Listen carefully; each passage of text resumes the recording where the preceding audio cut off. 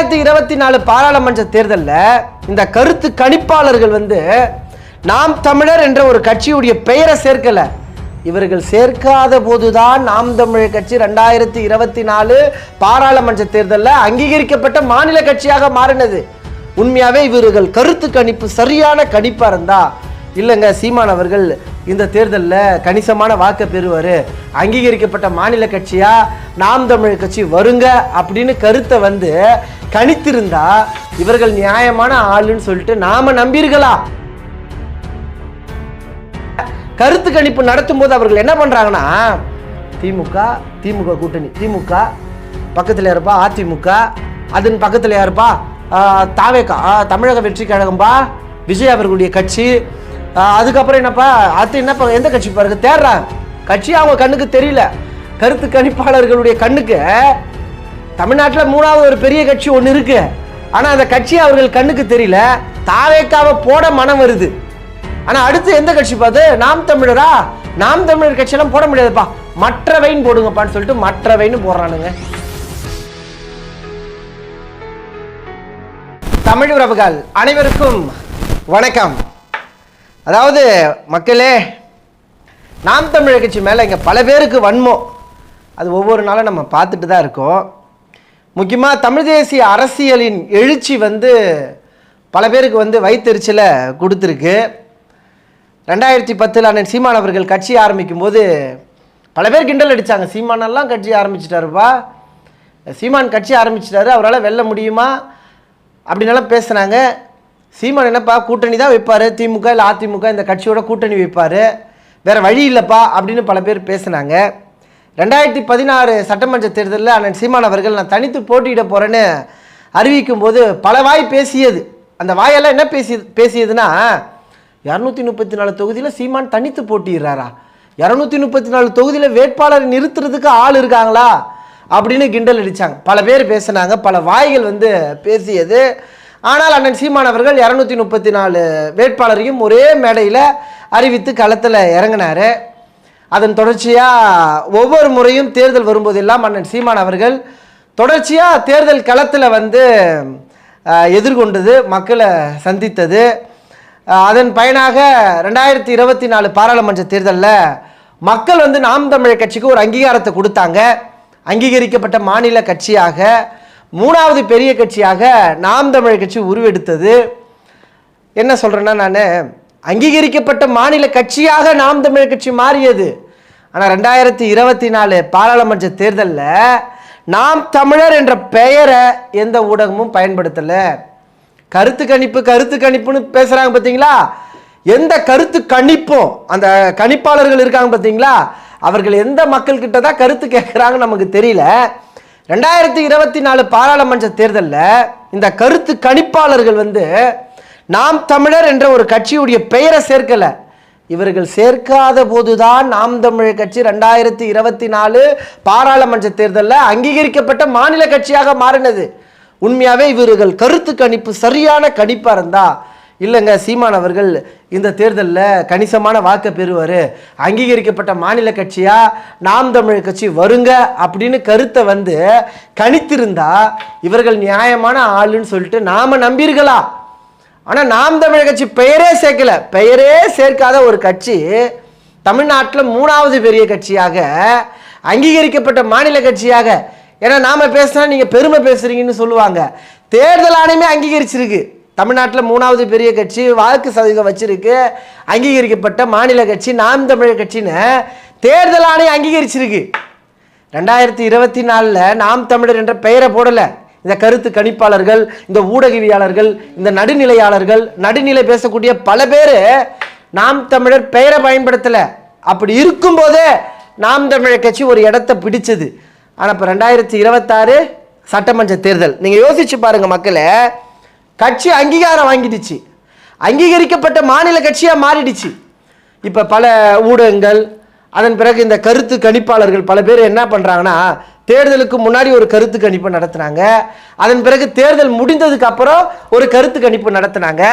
கருத்து கணிப்பு நடத்தும் போது அவர்கள் என்ன பண்ணுறாங்கன்னா, திமுக கூட்டணி, திமுக பக்கத்தில் இருப்பா அதிமுக, அதன் பக்கத்தில் யாருப்பா தாவேகா தமிழக வெற்றி கழகம்பா விஜய் அவர்களுடைய கட்சி.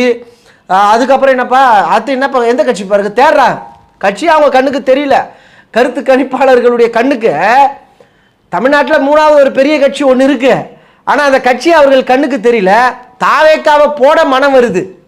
ஆனால் அடுத்து எந்த கட்சி பார்த்து நாம் தமிழரா, நாம் தமிழர் கட்சியெல்லாம் போட முடியாதுப்பா, மற்றவைன்னு போடுங்கப்பான்னு சொல்லிட்டு மற்றவைன்னு போடுறானுங்க. நீங்கள் யோசிச்சு பாருங்க, இது ஊடக புறக்கணிப்பு இல்லையா? இந்த கருத்து கணிப்பாளர்கள் வெங்காயங்களா நீங்கள் எந்த மக்கள்கிட்ட கருத்து கணிப்பு நடத்துனீங்க? அந்த மற்றவைன்னு போடுறல, நாம் தமிழர் கட்சி பெயரை போடு. இப்போ மற்றவைன்னு போட்டு 5 தொகுதி வெல்லுவாங்க, 6 தொகுதி வெல்லுவாங்க, 2 தொகுதி வெல்லுவாங்கன்னு சொல்லிட்டு பல கருத்து கணிப்பாளர்கள் கருத்தை கணிச்சு வச்சிருக்காங்க. டே அந்த மற்றவை யாருடா? திமுக இருக்கு, அதிமுக இருக்கு, தமிழக வெற்றி கழகம் இருக்கு, அங்கீகரிக்கப்பட்ட ஒரு கட்சி இருக்குல்ல, நாம் தமிழர்னு போடா. இல்லப்பா நாம் தமிழர் கட்சிக்கு ஓட்டே இல்லையா நீ சொல்றியா? இந்த தேர்தலில் நாம் தமிழர் கட்சி ஓட்டே கிடையாதுங்க அப்படின்னு நீ நினைக்கிறியா? நாம் தமிழர்னு போட்டு சுழியம்னு போடு. உன் கருத்து கணிப்பு அந்த பெயரை போடுறா, நாம் தமிழர் பெயரை போடுறா, சீமானண்ணன் பெயரை போடுறா. உனக்கு என்ன பயம்? என்னடா பயம் உனக்கு? விஜய் பேரை போடுற, விஜய் பேரை போட உன்னால் முடியுது, தமிழக வெற்றி கழகம் அந்த பேரை உன்னால் போட முடியுது, அங்கீகரிக்கப்பட்ட ஒரு கட்சியுடைய பெயரை போட முடியல. ஆனால் இவர்களுடைய பெயர் என்னன்னா நடுநிலையாளர்கள், கருத்து கணிப்பாளர்கள். இவர்கள் கருத்து கணித்தால் அப்படியே சரியா இருக்கும். எந்த தேர்தலையும் இந்த கருத்து கணிப்பாளர்களுடைய கணிப்பு சரியா இருக்காது. இவர்கள் முதல்ல மக்கள் கிட்ட கருத்தை கேட்கறது கிடையாது. எந்த மக்கள் கிட்ட கேட்கறது? இவங்க சும்மா ஒரு நிறுவனத்தை நடத்துறாங்க, நிறுவனத்தை நடத்திட்டு இவர்களே குத்து மதிப்பா போடுறது. விஜய் 120 இடத்துல வெல்லுவான்னு ஒரு கருத்து கணிப்பு அவன் போட்டிருக்கான். அவன் பைத்தியக்காரனா தான் இருப்பான். அவன் எப்படி வெல்ல முடியும்? 120 தொகுதியில் வெல்லுவார்னு போட்டிருக்கான். இதெல்லாம் என்ன கருத்து கணிப்பு இல்லை, இதெல்லாம் கருத்து திணிக்கிறாங்க மக்கள் மத்தியில். இப்போ விஜயை ப்ரொமோட் பண்ணுறாங்க, விஜய்க்கு செல்வாக்கு இருக்கு, விஜய் தான் வருவார் அப்படின்னு ஒரு பக்கம் ப்ரொமோட் பண்ணுறது, இன்னொரு பக்கம் அதிமுக தான் வரும், திமுக தான் வரும். ஆனால் நாம் தமிழர் கட்சியை இவர்கள் பேச மாட்டாங்க, பெயரை கூட பயன்படுத்த மாட்டாங்க. நாம் என்ன சொல்கிறோன்னா, வெங்காயங்களா நீங்கள் பெயரை பயன்படுத்தாமலே நாங்கள் அங்கீகாரத்தை வாங்கியிருக்கோம், நீங்கள் பெயரையே பயன்படுத்த தேவையில்ல, நாங்கள் வெல்லுவோம், அந்த நம்பிக்கை எங்களுக்கு இருக்குது. அண்ணன் சீமான் அண்ணன் இன்றைய செய்தியாளர் சந்திப்பில் கூட சொன்னார்.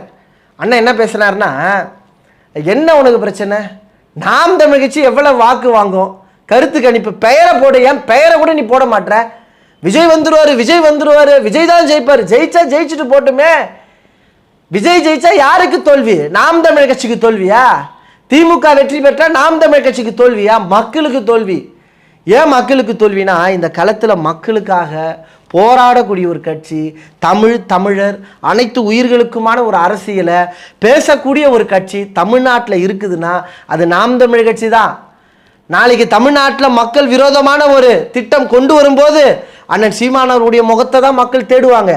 அப்போ அண்ணன் சீமான் அவர்களை தோற்கடிச்சா அது யாருக்கான தோல்வி?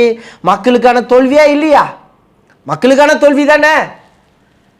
வெற்றி தோல்வி இதை வைத்து அரசியல் செய்கிற ஒரு கூட்டம் நாம் தமிழ் கட்சி கிடையாது. தேர்தல் முடிவு என்னவாக இருந்தாலும் நாம் தமிழ் கட்சி மக்களுக்காக உண்மையும் நேர்மையுமாக நின்று உழைத்து வருகிறது. எங்களுக்கு பதவி தான் முக்கியம், எங்களுக்கு பணம் தான் முக்கியம் அப்படின்னா எங்கள் அண்ணன் சீமானுக்கு 2000 கோடி தரேன்னாங்க. எங்கள் அண்ணனுக்கு பணம் முக்கியம், பதவி முக்கியம்னா 2000 கோடியை வாங்கியிருக்கலாம். ஆனால் எங்களுக்கு பணம் முக்கியம் இல்லை, எங்களுடைய இன நலன் தான் முக்கியம், என்னுடைய மக்கள் தான் முக்கியம் என்று அண்ணன் உணர்ந்ததால தான் தனித்து போட்டிடுறார். அதனால இந்த கணிப்பாளர்களுக்கெல்லாம் நாம் என்ன சொல்கிறோன்னா, நீ கருத்தை ஒழுங்காக கணி, உனக்கு கருத்தை கணிக்க துப்பு இல்லைன்னா துணிவு இல்லைன்னா நீ என்ன பண்ணுறனா மூடிட்டு பேசாமல் அமைதியார்.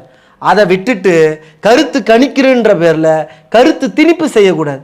மாறா நடுநிலை பேசிட்டு அராஜக போக்கில் ஈடுபடக்கூடாது. என்ன அராஜக போக்குன்னா, நாம் தமிழர் கட்சி அங்கீகரிக்கப்பட்ட கட்சி, அந்த பெயரை பயன்படுத்து, இல்லைன்னா நீ கருத்து கணிப்பை நடத்தாத. நாம் தமிழர் கட்சி தவிர்த்து விட்டு தமிழ்நாட்டு அரசியலே இல்லை. இவர்கள் எவ்வளவோ பாடுபடுறாங்க, சீமானண்ண முகத்தை காட்டக்கூடாது, நாம் தமிழர் கட்சியை பற்றி பேசக்கூடாது, எவ்வளவோ பாடுபடுறாங்க. ஆனால் மக்களுடைய மனங்களை நாம் தமிழர் கட்சி வெஞ்சிருக்கு. சென்ற தேர்தலில் நாம் தமிழர் கட்சி நிரூபித்தது, இந்த தேர்தலையும் நாம் தமிழர் கட்சி நிரூபிக்கும்.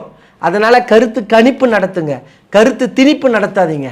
முக்கியமாக இந்த காணொலியில் இந்த கருத்து கணிப்பு என்ற பெயரில் நாம் தமிழர் கட்சியை புறக்கணிக்க வேண்டும் என்ற அடிப்படையில் செயல்படக்கூடிய இந்த நடுநிலைவாதிகள் என்ற போர்வையில் இருக்கக்கூடியவர்களுக்கு நம்முடைய கண்டனத்தை நம்ம பதிவு செய்வோம். முக்கியமாக இந்த தகவலை உங்களோட தெரியப்படுத்தணும் என்பதற்காக தான் இந்த பதிவு. மீண்டும் அடுத்த ஒரு நல்ல பதிவுகளில் உங்களை சந்திக்கிறேன். இதுவரை நமது இன விடுதலை வலையொலியை பின்தொடராத உறவுகள் பின்தொடருங்கள், விருப்பம் தெரிவிங்கள். இந்த பதிவை குறித்த உங்களுடைய கருத்துக்கள் வரவேற்கப்படுகிறது. நன்றி, வணக்கம், வாழ்க தமிழ்.